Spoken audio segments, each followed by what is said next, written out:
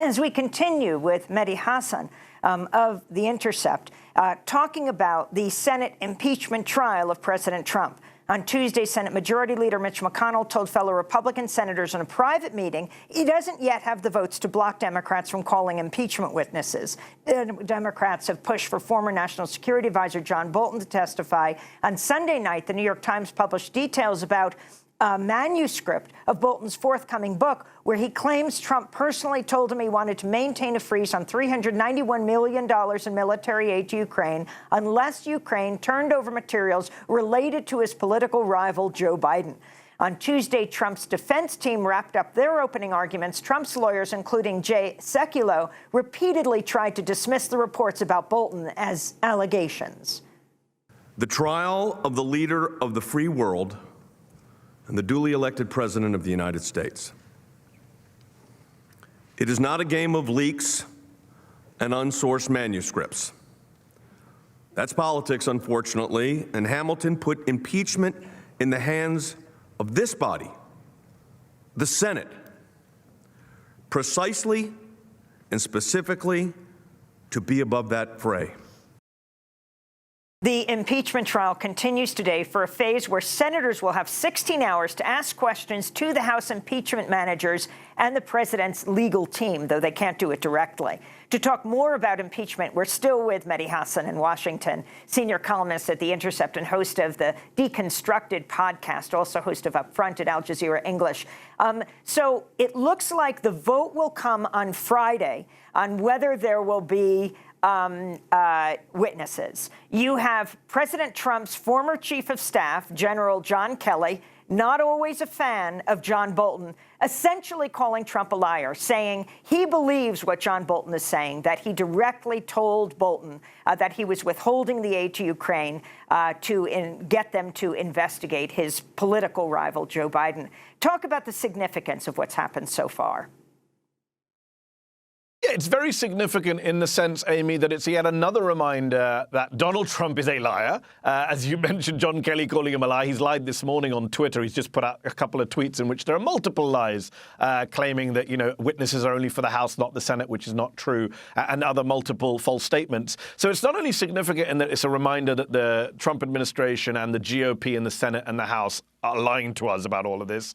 But it's also a reminder about how this trial is not really a trial because it doesn't involve any witnesses at the moment. There have been 15 impeachment trials in the Senate since the beginning of the United States. That's including judges, not just two presidents, Andrew Johnson and Bill Clinton. In every single one of those 15 impeachment trials, there have been witnesses. At the Bill Clinton impeachment trial, in which Mitch McConnell was involved, there were 3 witnesses, Monica Lewinsky, Sidney Blumenthal, and Vernon Jordan. The idea that you can have a trial without any witnesses, I think, is absurd. I think even the average American, even a Republican, would accept that that premise is absurd, the idea that you have a trial but there are no witnesses. The idea that you have a trial in which the jurors, because that's what the Republican senators are going on the record saying, we're coordinating with the White House, we have no interest in being fair or impartial, as Mitch McConnell and Lindsey Graham have said. That would not happen in any other trial. So this whole trial has been a farce since day one. You mentioned Jay Sekulow. He's been lying to us since day one, lying about the entire process.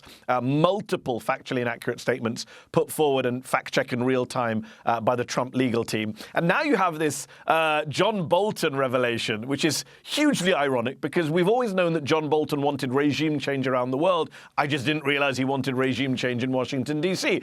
And he's come out with this book that's, is going to come out in a few weeks. The New York Times got hold of an unpublished manuscript in which he basically says, the president told me, hold back military aid until we get these investigations into the Bidens from the Ukrainians. Now, what's so interesting, Amy, is that the Trump legal team's argument has been, we have not heard a single fact witness testify that this happened, which is a kind of chicken and egg situation because you need to let John Bolton testify and then you will have a fact witness who says that this happened. So the whole Republican strategy has been, we can't allow witnesses to come forward and say what happened, but at the same time they're saying, Amy, there are no witnesses who have come forward and said what happened. They want to have their cake and eat it, which is bizarre and dishonest.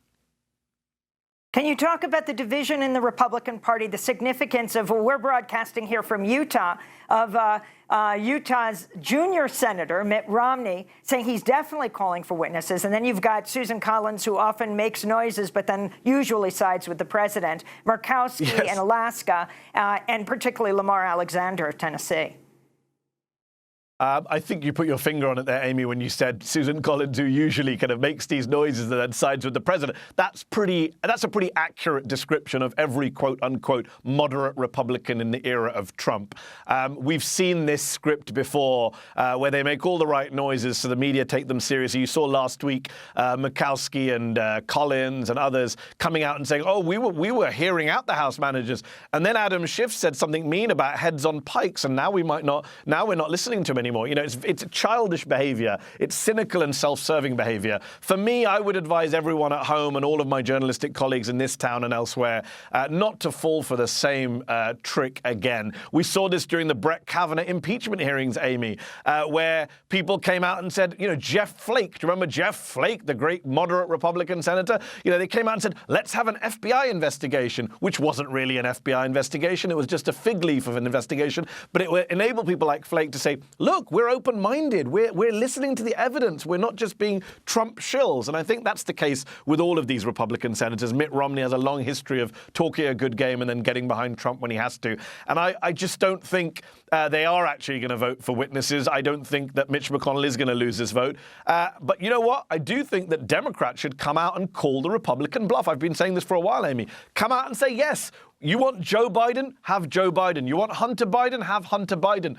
You know, you want the House managers, Uber drivers? You can get them to testify as well. Have whoever you like, but give us John Bolton, give us Mick Mulvaney, give us people close to the president who were part of the conversations in which the president did all of this stuff that he claims he didn't do.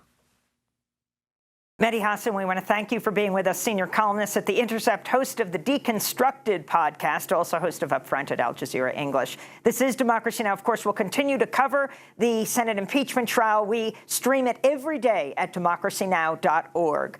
I'm Amy Goodman. Coming back, we go to South Dakota. Stay with us.